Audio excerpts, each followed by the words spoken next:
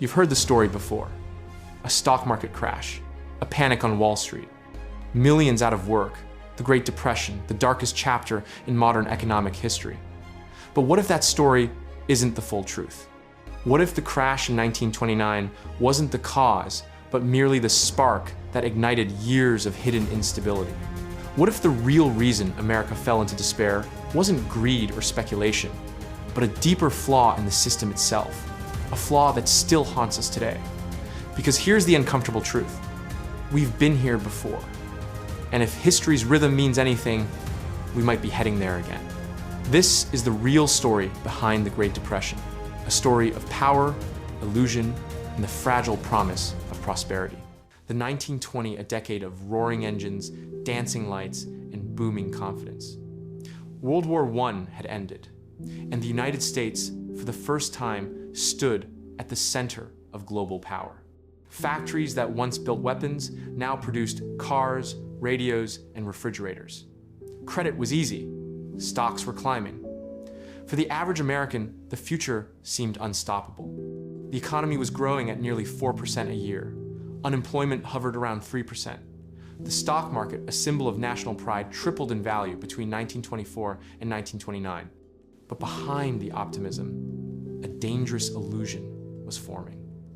You see, America's newfound prosperity wasn't built entirely on production or innovation.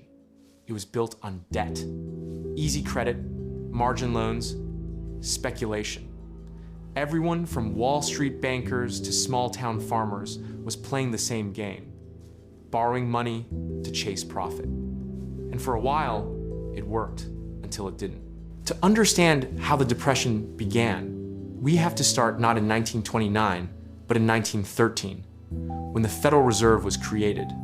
For the first time, America had a central bank, a powerful institution meant to stabilize the economy by controlling the supply of money and credit. But the Fed was young, experimental, and as history would prove, dangerously misunderstood. After World War I, the United States became the world's largest creditor nation. Europe owed billions to American banks. The US dollar was backed by gold, giving it immense strength. But that strength came at a cost. When the Fed kept interest rates low through the early 1920s, credit flooded the system. Businesses borrowed cheaply, investors speculated wildly, and money poured into the stock market. Banks lent recklessly, not just to businesses, but to speculators. Ordinary citizens could buy stocks with just 10% down, borrowing the rest on margin. It was a perfect setup for disaster, an economy inflated not by productivity, but by leverage. Still, as long as prices kept rising, no one cared. The Dow Jones rose from 63 points in 1921 to 381. By September 1929, a six-fold increase. People believed the market had reached a permanently high plateau. Economists, politicians, even the president, Herbert Hoover, echoed that same belief. But optimism is a dangerous drug. The 24th of October, 1929, a Thursday. The first tremor hits, stocks begin to fall. Margin calls go out. Panic ripples through Wall Street. By October 29, now known as Black Tuesday, 16 million shares change hands. An unprecedented frenzy. Billions of dollars in paper wealth vanish. But here's the twist. The crash itself didn't cause the Great Depression. Yes, it wiped out fortunes, but only 2% of Americans owned stocks at the time. So how did a market crash turn into the deepest economic collapse in history? The answer lies in trust. When banks started to fail, first small ones, then big ones, ordinary people lost faith in the system. They withdrew their savings. And when enough people did that, even healthy banks collapsed. Between 1930 and 1933, over 9,000 banks failed in the United States. Money simply vanished, credit froze. Businesses couldn't borrow, farmers couldn't pay loans. Factories shut down. Within 2 years, industrial production fell by nearly 50%. Unemployment soared from 3% to 25%. And what began as a financial panic became a national tragedy. The numbers are haunting. By 1933, nearly 15 million Americans were unemployed. Half of the country's banks were gone. GDP had fallen by more than a quarter. But this wasn't just an economic collapse, it was a human one. Fathers searched for work across states. Children went hungry. The Dust Bowl destroyed the farmlands of the Midwest. People stopped believing in the American dream. And while some blamed Wall Street greed, others looked deeper at the very structure of capitalism itself. The economy had become a fragile web dependent on credit, speculation, and centralized control. When one strand broke, the whole system collapsed. So why didn't the government step in sooner? Because back then, the economic playbook was completely different. The dominant belief taught by classical economists was that markets were self-correcting. If the economy shrank, wages would fall, demand would adjust, and balance would return. But that didn't happen. Instead, falling prices led businesses to cut more jobs, which reduced spending, which caused prices to fall. Further, a vicious cycle known as deflation. And the government made it worse. In 1930, Congress passed the Smoot-Hawley Tariff Act, raising import taxes on thousands of goods in an attempt to protect American jobs. The result? Other countries retaliated. Global trade collapsed by more than 60%. Then came the Federal Reserve's mistake, a critical one. Instead of injecting liquidity into the system, the Fed tightened money supply to defend the dollar's gold value. In effect, it starved the economy at its weakest moment. By 1932, the system was bleeding, and no one knew how to stop it. When Franklin D. Roosevelt took office in 1933, he inherited a broken country. In his inaugural address, he said, "The only thing we have to fear is fear itself." And then he acted. Within days, Franklin D. Roosevelt declared a bank holiday, shutting down every bank in America. His administration inspected them one by one, reopening only the solvent ones. When banks reopened, something remarkable happened. People redeposited their savings. Confidence returned. Roosevelt then launched the New Deal, a sweeping program of public works, reforms, and financial regulations. The Federal Deposit Insurance Corporation insured deposits. The Securities and Exchange Commission regulated Wall Street. The Social Security Act laid the foundation for modern welfare. The government took on a new role, not as a passive observer, but as the guardian of stability. And while the New Deal didn't fully end the Depression, it changed America forever. For the first time, the idea that government could engineer the economy became mainstream.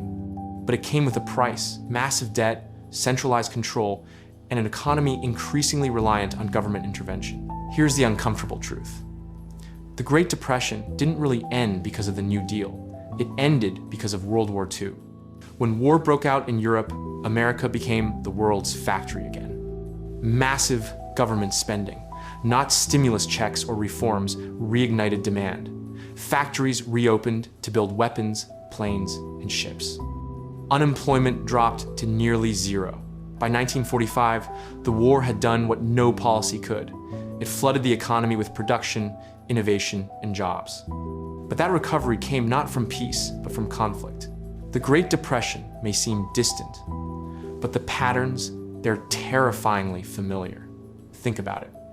In the 1920 decade, credit expanded unchecked. Speculation drove asset prices to absurd levels. The gap between the rich and poor widened.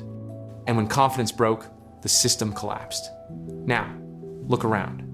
Global debt has surpassed $315 trillion household debt. In the US is at record highs. Wealth inequality is near 1929 levels. And just like the 1920 decade, central banks have printed money on a scale once thought impossible. The question isn't whether a crash will happen again, but what form it will take. In 2008, it was housing. A future crash might be triggered by a rare, unpredictable event with severe consequences that was not factored into current market expectations. Next time, it could be something we can't yet see hidden beneath the surface, just like before 1929. Because every era believes it's smarter than the last. And every boom whispers the same lie. This time is different. So what can we actually learn from the Great Depression nearly a century later? First, Prosperity built on debt is an illusion. 1920 decade looked golden because everyone was borrowing. We're doing it again through credit cards, student loans, and national deficits. Debt amplifies growth until it doesn't. Second, confidence is more fragile than money. Markets run on belief, the belief that tomorrow will be better than today. Once that belief breaks, no amount of policy or printing can fix it overnight. Third, every crisis is a mirror of human behavior. Greed, fear, overconfidence, they don't change. Technology evolves, systems evolve, but people don't. Could another Great Depression happen in our lifetime? History says yes, but it wouldn't look the same. Today's safety nets, central banks, stimulus, and digital money might delay the collapse. But they also make the system more fragile. One global cyber crisis, one major default, one geopolitical shock, and the dominoes could fall faster than ever. Because unlike the 1930 decade, our world is hyper-connected. When one economy falls, the rest follow instantly. The Great Depression wasn't just a failure of markets or policy. It was a failure of imagination. People believed the boom would last forever. That technology and optimism could outsmart history. They were wrong. But maybe the greater tragedy is that we keep forgetting. Every generation builds its own tower of confidence, its own illusion of endless prosperity, and every generation watches it fall. Maybe the lesson isn't to fear another depression, but to understand the forces that create one, so we don't repeat it again. Because the next collapse won't start with panic, it'll start with comfort, with certainty, with the quiet belief that it can't happen again.